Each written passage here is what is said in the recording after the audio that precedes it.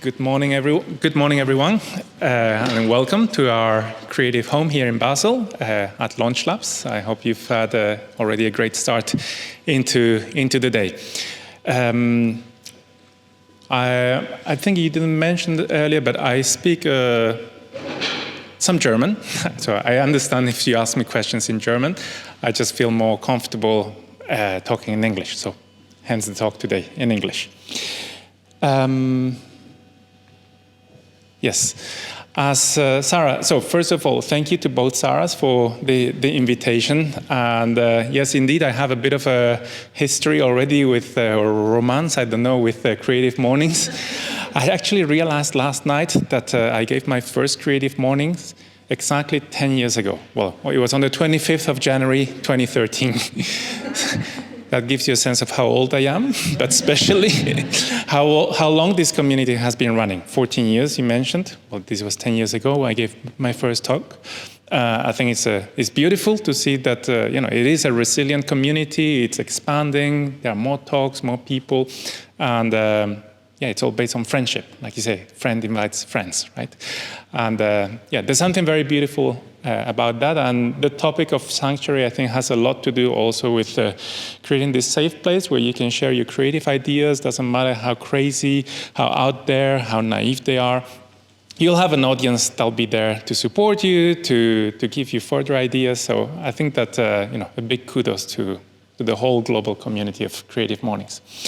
As Sarah just mentioned, I'm the co-founding partner at Studio Banana. We're a design agency. Some of the bananas are here with us. They helped put together the event. And I wanted to start with something that kind of bugs in my mind, is that last Monday was Blue Monday. I don't know if someone knows what Blue Monday is. It's apparently scientifically proven the saddest day of the year. But so I've made my mission today to make you all happy, to cheer you up. But I think that you're already a very cheerful crowd, so I don't think that it'll be very difficult to bring some joy. Anyway, the subject of sanctuary is not something to be taken lightly. You just mentioned a little bit the description that Creative Mornings gave to this. It's a place where you can feel safe, be protected. And when we live in places like Switzerland, we take for granted that safety is there, is kind of at the very bottom of Maslow's pyramid, right? We don't need to fear for our lives, but there are many places around the world where that, for political or faith or sexual orientation, or whatever reason, people don't enjoy that same level of freedom. I actually lived that firsthand some years ago. I've been several times to this place. It's the refugee camps of the Western Sahara. I was there several times with my dad on humanitarian missions. These are people who almost 50 years ago had to escape their country, the Western Sahara, and they lived in borrowed land in Algeria in the middle of the desert. It's like the most, honestly, inhospitable place you can imagine. Temperatures in the summer reach 60 degrees Celsius. There's really not much to do there. And there's all this population that lived there since already 2 generations because their land was illegally invaded. And when I was there several times, I met lots of people. Well, that was a little bit the purpose, supporting several projects. And I sensed an incredible feeling of joy, which was hard for me to understand, to grasp. How can these people be so joyful, share so much love with each other, be so generous when they live in such a terrible place? And it took me time to understand that, but through conversations, I remember this gentleman telling me, here we have a safe place to keep our hope and our dignity alive. And that really touched me, that you can be like in the most horrible circumstances, but the place felt safe for them. That's where they can keep their hope and their dignity alive. And I guess in retrospect, that was probably for me the most powerful place where I have felt that sense of sanctuary. They are not in their country. they are in borrowed land, but they have dignity. And however sad this story is, at the same time, there's something beautiful about it.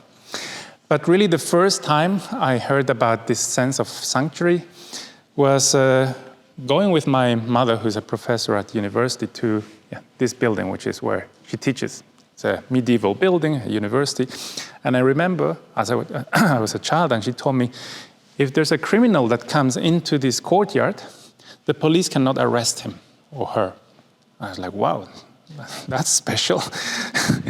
And for a while, I was a child. For a while, I thought, whoa, university promotes criminality, or I don't know. She even told me, more precisely, these thick, heavy metal chains outside the building, in the perimeter, are the boundary beyond which the police cannot enter and arrest anyone. I was like, wow, that's special. Well, over time, I realized that university does not promote criminality or defend criminals. It is a way to preserve the independence of scholars. University people, probably not less so now, but in other periods in history, they were free thinkers, and sometimes they dissented with political powers. And it was a way of them to have a safe haven, a sanctuary, once again, where their free thinking could be respected and preserved. And it was done in very symbolic ways with thick metal chains. But that image really stuck in my head as a child. Okay, there's a symbol around this place that makes this place safe. Eventually, I became an architect, a creative entrepreneur, and this notion of creating safe places where communities, people, individuals can feel safe, preserved, protected, and have dignity and hope in a safe place has been a sort of leitmotiv in our work. And today I'd like to show you some examples through projects that we've done over the years at different scales, where we work on that notion of preserving, protecting what you cherish. And naturally, by doing so, you're keeping something inside, and you're also creating boundary conditions that keep something outside. So there's a sense of also exclusivity, exclusion and inclusion, ironically, in this sense of sanctuary.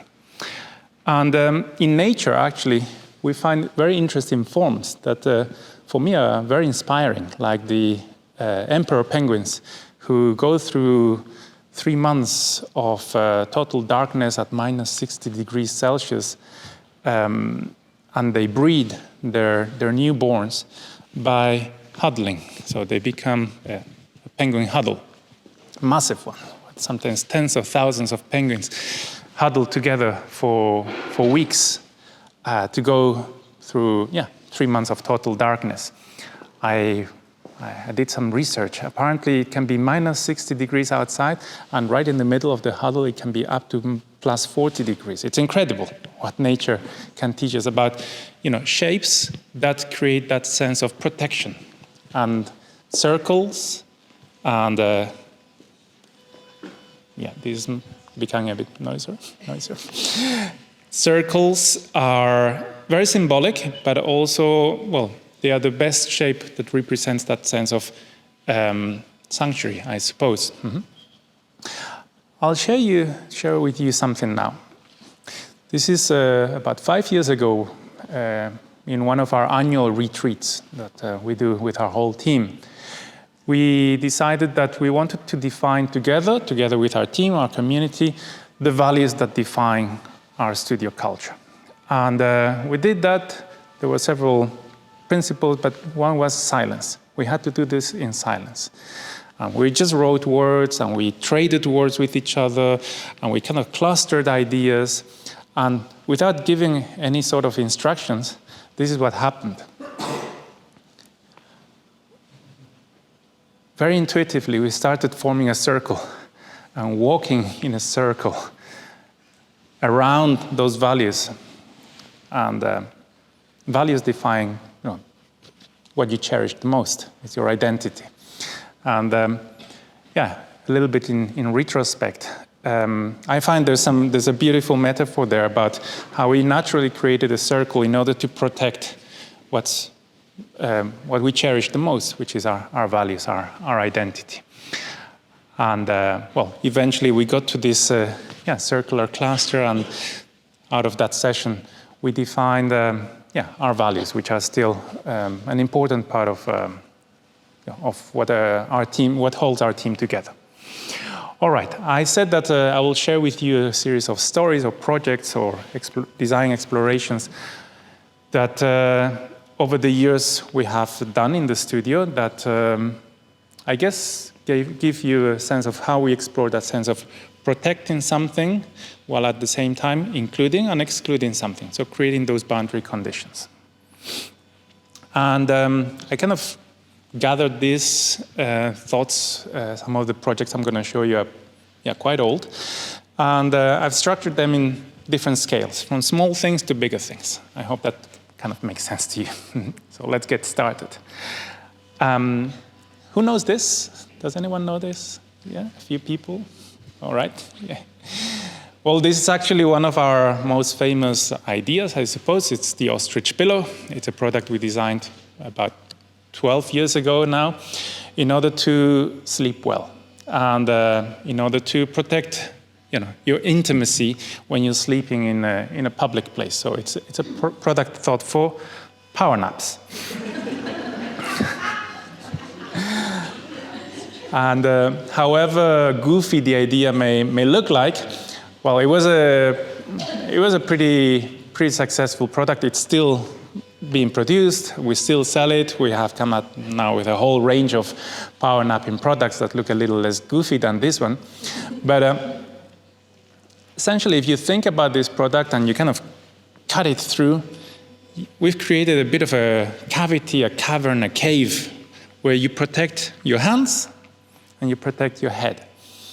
And that gives you that sanctuary, that place where you can just dream for about 15 minutes and it doesn't matter who's around you. You're in your comfort zone. All right. Next one. This is a little less known, but actually was exhibited at the MoMA in New York some 10 years ago. Anyone has a thought, an idea what this could be? Yeah. So it looks like a piece of jewelry. We like saying it's our smallest piece of architecture. It's a product we designed in order to help in musical concert halls. People focus on the sound of the orchestra or the singers, the choir, and prevent, block, exclude other sounds. So once again, it is about helping you focus, include certain things, exclude other things, and creating that sense of focus and protection. Mm-hmm. And we took this idea a few years later, one step further, into a technological realm. We created this product called the Bat Band. It was a pure technological innovation, I guess. It's basically this halo that connects around your head and works with bone conduction technology. I don't know if someone is familiar with that, but basically it's inducing sounds through your skull that you hear through your inner ear, which allows you to have audio being listened by yourself, while at the same time your ear is open. And we played with that idea of simultaneity between an open ear and having capacity to have private sounds with you instead of totally blocking yourself with headphones. Again, if you see all these three small products, they have a commonality if you think about the shape. They all have this kind of concave shape that wraps around something. So there's this idea of how circles and curves can create a sense of intimacy within. Okay, one step up now. We move into the medium scale. About 10 years ago, no, 12 now, we had the opportunity to work with the EPFL, the ETH in Lausanne, to design their new bookstore. at this flashy building, the Rolex Learning Center. And we had the chance to work with a very open-minded and forward-thinking client. It's a bookstore, it's a commercial environment. But brainstorming with him, we said, books are very intimate objects. You normally read them by yourself. Even if you're in a public place, you read for yourself. Well, unless you're obviously reading for an audience, but that's a kind of exception. So we wanted to enhance that intimacy of the relationship between a book owner or reader, let's say, and the book. And commercial environments, bookstores, are almost doing the opposite. It's all about exhibiting as many books as possible. It didn't create that intimacy that you need in order to fall in love with a story, with a book. So we said, okay, we're going to have all the shelves that you need. Your books are going to be very nicely exposed. Hopefully, you'll sell a lot of books. But we will also create a cocoon, a reading pod, a place where your community of customers can fall in love with your books. So we created the reading pod. It was quite a challenge for, and I suppose a risk for a bookshop owner to invest in creating a space like this, where you're not exhibiting books. It's not a commercial space per se, but it enhanced that experience that he wanted to deliver to his customers. You have here a safe place. You can take a book, you can read, you can just focus on what you love the most, which is enjoying a story. And eventually you might buy one, two, or many books from us. Unfortunately, the bookstore was sold to a new owner. The new owner did not agree with this idea at all. But we liked so much, we believed so much on this reading pod that we brought it. We have dismantled it ourselves, and we brought it now to Basel. So it's going to be installed in Rheinach from this summer, I think, June, right? From June, in a place dedicated to health and life science startups. As a place to create a focus and relaxation. All right, another environment. And this is a high-speed, high-exchange, high-intensity environment. It's a startup accelerator. It's the Nestle R&D accelerator for food startups. It's the biggest food startup accelerator in the world, actually. And as you can imagine, I don't know if you're familiar with startup accelerators, they're really fast-paced environments. There's a lot of movement, there's a lot of activity, there's a lot of exposure. It can be very intimidating because, it basically, when you're there as an entrepreneur, you have 6 months to prove that your idea can fly or die. And so you can imagine the level of pressure the people who work here go through.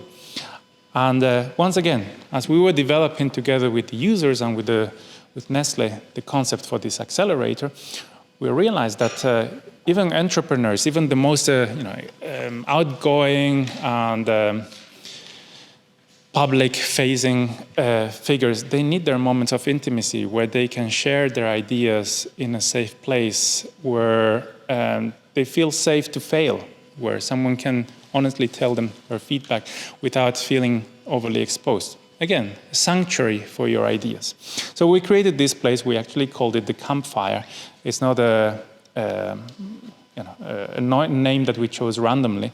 It's this idea that around the campfire you tell stories to each other in a very intimate way, and you can share emotions. You can open up. So we created this place, the campfire, which kind of balances out that energy and that fast pace and that very public, I guess, exposure that you have when you're an entrepreneur in an accelerator. All right, we're moving now upwards in scale to something bigger. About 3 years ago, just before the pandemic, 4 years ago, we had the incredible chance of collaborating with the International Olympic Committee, the IOC, in designing their new headquarters, the Olympic House. It's a place, thank you, that changes.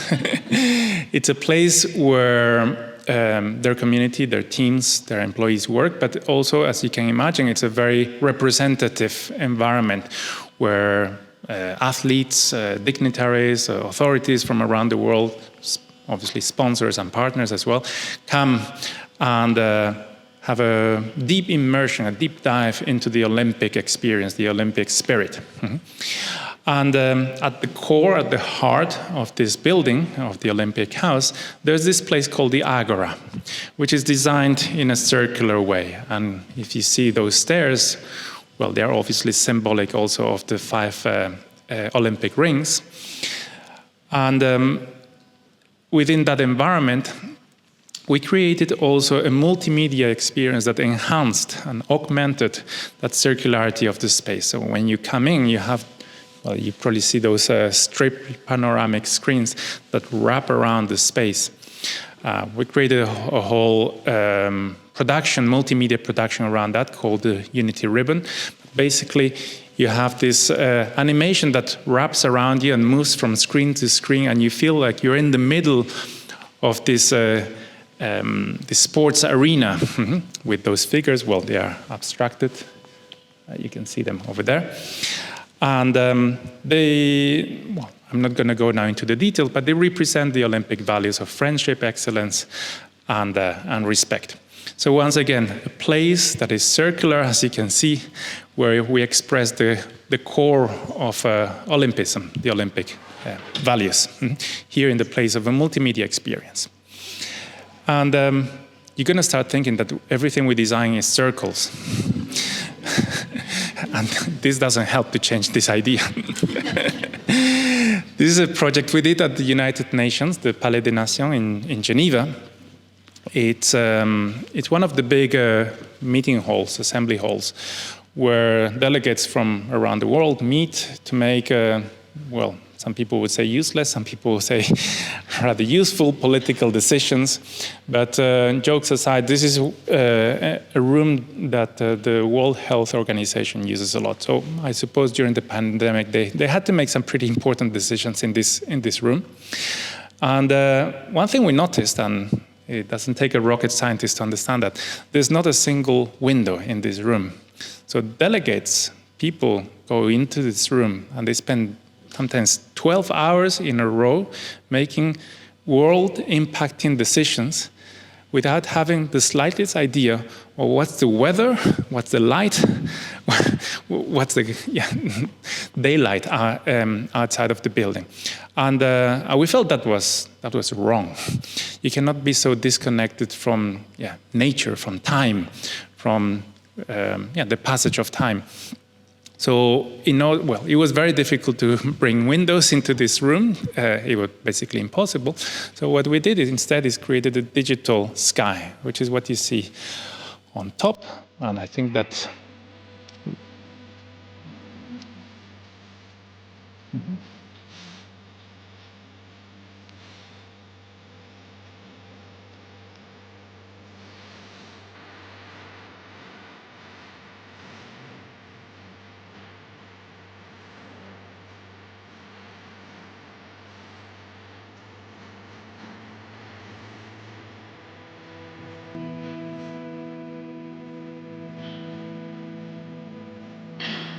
Well, this is an accelerated video, but basically we have recreated the passage of light and time throughout the day in real time.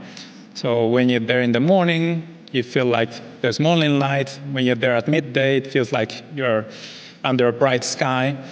And by the end of the day, the sun is setting. And that obviously has a psychological impact on the people using the room, those delegates making, as I said, very important decisions.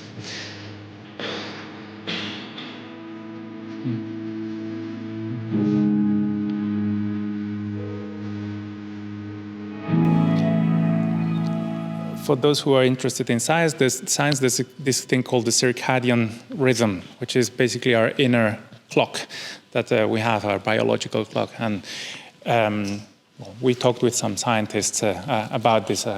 They were very supportive of the idea of creating, even if it's artificially, to recreate the sense of sky and time in a room.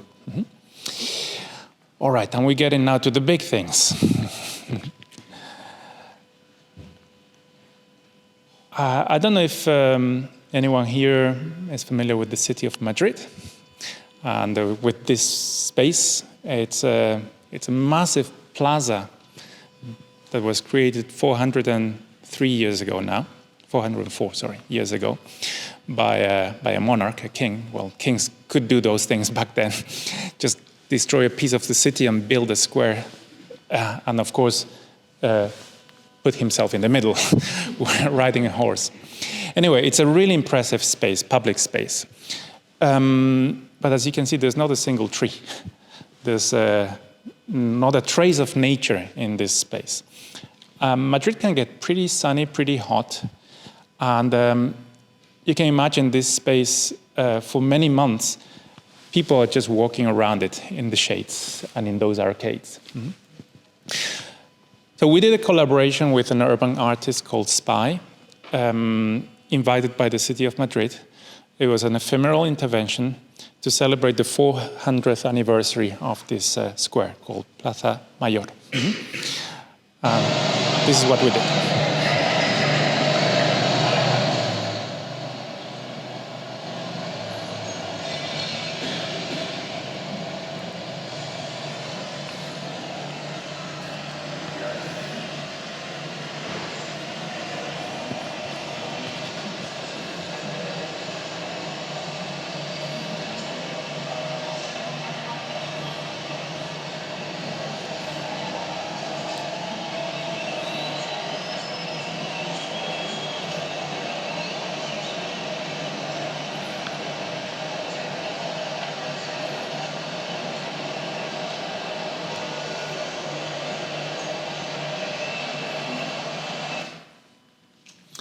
All right, well, I think it's pretty simple, and you all got it.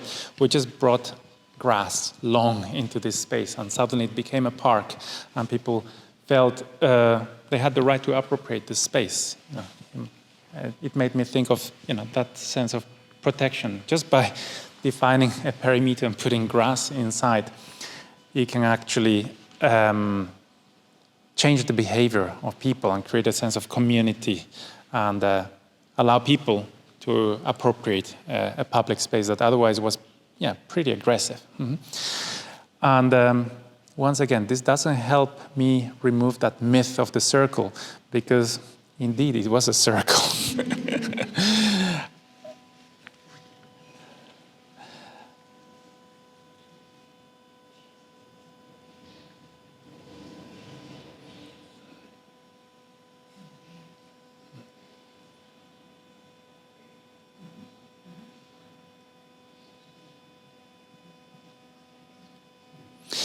All right, and I'm going to show you one last project, which is not a circle. It's very dear to our hearts. I say our hearts to all bananas. Since the beginning of our activity 15 years ago, so we're 1 year older than Creative Mornings, we've invested a part of our benefits into opportunities, or a project that helps people who have less opportunities than us have more dignity, have more chances to flourish and to have prosperity. And this philanthropic initiative is called Banana Hope. And some years ago, we did this collaboration with an NGO called Nouvelle Planète. It's a Swiss NGO in Senegal. And we worked in the hinterland, in the rural environment of the country, in an area where a community of about 3,000 people who live from agriculture. They are they have cereal crops. They really struggled to make the ends meet because they were very dependent on the yield of the harvest, and they went through seasonal changes. Sometimes they had too much crop. They had to sell it all to people who bought it at low prices, and then they went through periods where they didn't have enough food to eat themselves, which was obviously a total irony. And the solution was very simple. and it was co-created together with the local community. It was to build a cereal bank, a place where they could, once again, protect what they cherish the most, which in this case is providing food security.